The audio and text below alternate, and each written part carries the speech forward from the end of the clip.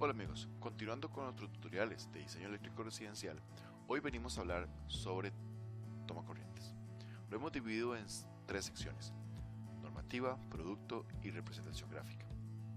En normativa, siempre pegados a la NFPA 70, a pesar de no ser un código de diseño, es un código de seguridad humana que nos permite determinar ciertos factores de seguridad.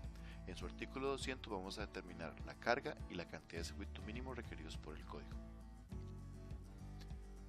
Arrancamos en el artículo 210.11, circuitos ramales exigidos, donde se menciona que además de los circuitos mínimos de uso general, debemos de considerar los de pequeños electrodomésticos, lavandería y cuartos de baño.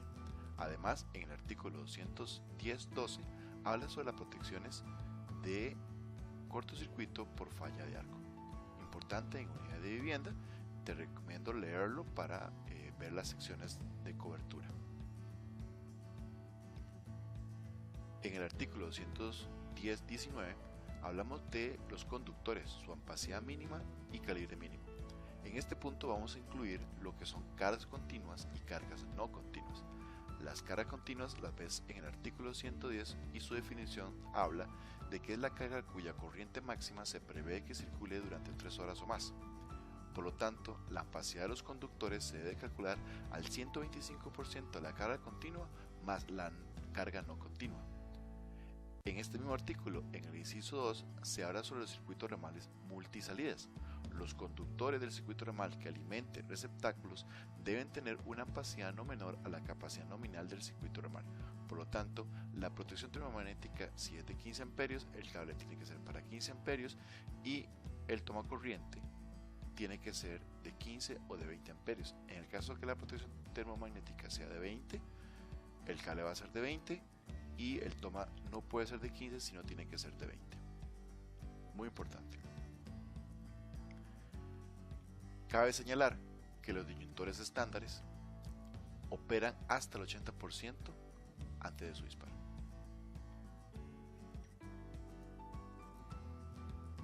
¿Cuáles son las disposiciones básicas para la ubicación de tomacorrientes? Artículo 210.52. Tres elementos importantes: separación, 1.8 entre tomacorrientes, espacio en pared, si la pared es menos de 60 centímetros de ancho, no lleva tomacorrientes, pero los elementos separadores de ambiente como mesones en islas en mesón, barras de vara y parrillas deben llevar tomacorrientes. Y los tomacorrientes de piso. Si el tomacorriente está separado de la pared menos de 45 centímetros, la carga del tomacorriente se puede considerar dentro de la carga calculada de uso general. No se requiere un cálculo adicional. ¿En dónde se requieren los tomacorrientes? Típica pregunta cuando estamos diseñando. Bueno, debemos considerar electrodomésticos pequeños, mesones, cocinas, cuartos de baño, exteriores, área de lavandería, sótanos, garaje y pasillos. Te recomiendo hacer un resumen de los requisitos y excepciones indicadas por cada apartado. Por último, te recomiendo que leas el artículo 406, que es de tomacorrientes, para aplicaciones especiales como zonas mojadas, húmedas, resistentes a la manipulación, aterrizaje, requisitos físicos para diferenciar tensión y corriente y así evitar daños en equipos.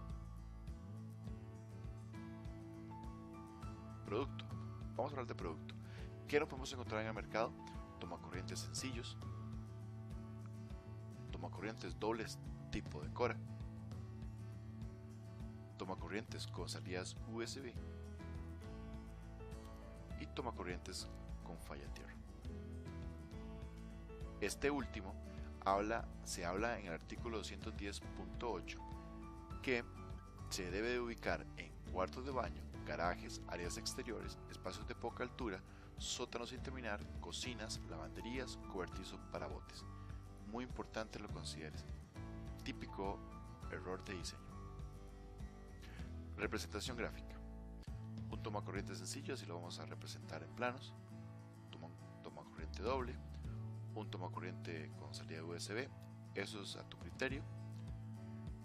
El de Wi-Fi a tierra, la salida de la cocina a 240 voltios y una cola eléctrica. Cuando los equipos no vienen o vienen con cola pero no con clavija, necesitamos una caja de registro donde hacer el empalme, por ejemplo extractores de aire en baños.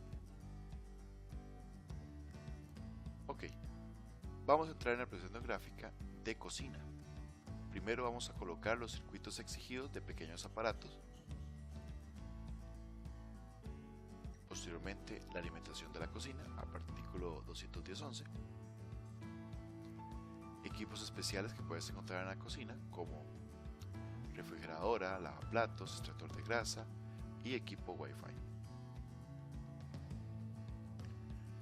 ¿Cómo se ve esta parte? Los tomacorrientes de pequeños aparatos encima del sobre del mueble de la cocina, la salida de la cocina, la salida del lavaplatos, la salida del extractor de grasa y la salida del Wi-Fi. Consejos y cuidados que debes de tener. Con el lavaplatos es importante que no lo coloques directamente en la espalda del equipo, porque los equipos son muy profundos y pueda que no entre completamente en el mueble de la cocina. Habla siempre con tu diseñador de cocina, tu arquitecto o tu propietario para poder verificar la altura del equipo de extracción de grasa. En las cocinas, los desayunadores se han vuelto cada vez una zona social de reunión, por lo tanto te recomiendo no solamente tener uno hasta dos tomacorrientes en esa zona, porque vas a conectar cargadores celulares, antenas del Wi-Fi, parlantes, etcétera, etcétera, etcétera. Como último punto que es sumamente importante es que debe de considerar el backsplash del sobre del mueble de la cocina. Esto tiene una altura que no puede chocar con los tomacorrientes que vas a poner de pequeños aparatos. ¿Cómo veríamos el otro lado de la cocina? Un tomacorriente de pequeños aparatos, importante porque es una zona de trabajo, manipulación de equipo. Microondas, te recomiendo ponerlo como un circuito dedicado, porque normalmente las amas de casa o las empleadas conectan el microondas con otro elemento de alto consumo energético y se tiende a disparar la protección termomagnética del tablero. Y por último, el tomacorriente de la refrigeradora. Es una excepción al artículo. Ponerle un tomacorriente dedicado, te recomiendo ponerlo de esa forma, desfasado y a esa altura, para que sea fácil de conectar la refrigeradora cuando la tenemos dentro de un nicho de cocina.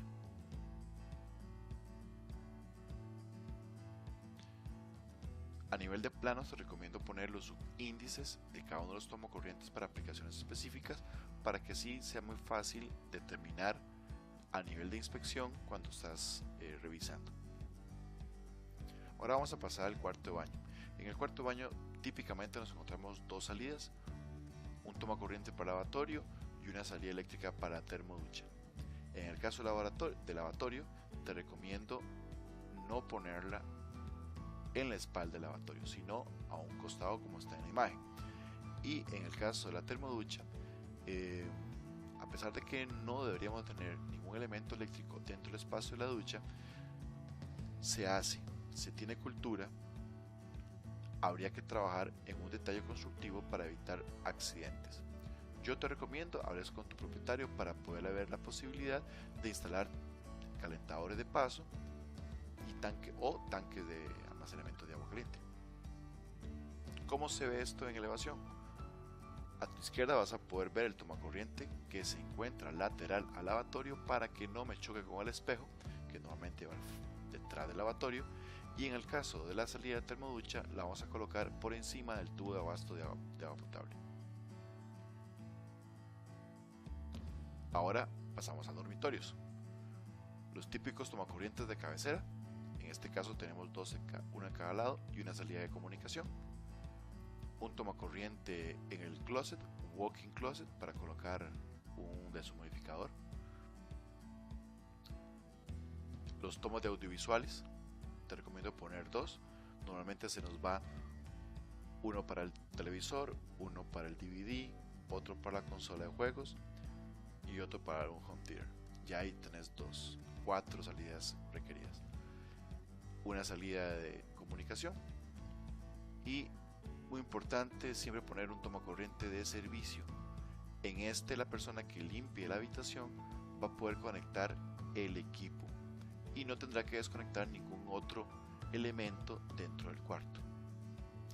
Te recomiendo verificar las longitudes de paredes para poder cumplir con el 1.8 de separación entre tomacorrientes. Nota importante, los televisores en dormitorios o también en salas los colocan a 1.5 metros sobre el nivel de piso. Entonces se ve muy desagradable, no es un bonito detalle ver cómo los cables bajan por detrás del televisor encima de la pared y se conectan a los tomacorrientes en la parte inferior. Te recomiendo poner una caja de registro donde puedas pasar todo el cableado y además un tomacorriente a la altura de 1.5 metros donde va a quedar tapado por el televisor. Hay muchos accesorios de varios fabricantes que ya han previsto esa salida y poder conectar los equipos de entretenimiento como consolas, el Apple TV, la Wi-Fi, y lo que necesitas simplemente son unas cajas de registro y unas tuberías dentro de la pared. Ahora vamos a pasar a sala, comedor, garaje y terraza. Bueno, me adelanté un poco y ya coloqué los tomacorrientes en sala. Te recomiendo, a pesar de que no está en la imagen, tener siempre dos posiciones de televisión, porque en este caso que está quedando la televisión en línea con la entrada principal, me parece que sería bueno que hablaras con el propietario para ver si lo podemos colocar en otro punto. Eso lo demanda los sillones. La toma de la terraza, GFCI por norma, y el garaje, toma GFCI.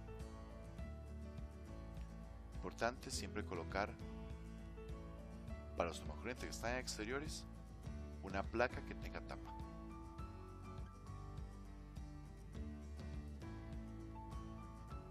A nivel de planos también debo de incorporar una tabla de simbología donde veo los símbolos, veo el modelo y la marca de referencia igual o superior y la normativa que cumple o certificación que posee. Los demás elementos es lo que compone una salida eléctrica. ¿Qué debo de tener en mis planos? Bueno, una simbología eléctrica, te la dejo en un link de este video. La planta arquitectónica te muestra para que veas cómo se va desarrollando el diseño de tomacorrientes y uno que otro detalle eléctrico en presentación de planos de 1 a 1.50. Muchas gracias por tu atención. Mi nombre es Gino Galván, Cartago, Costa Rica. Nos puedes encontrar en fgcconsultora.com. Me puedes mandar correos. Muchísimas gracias. Bye.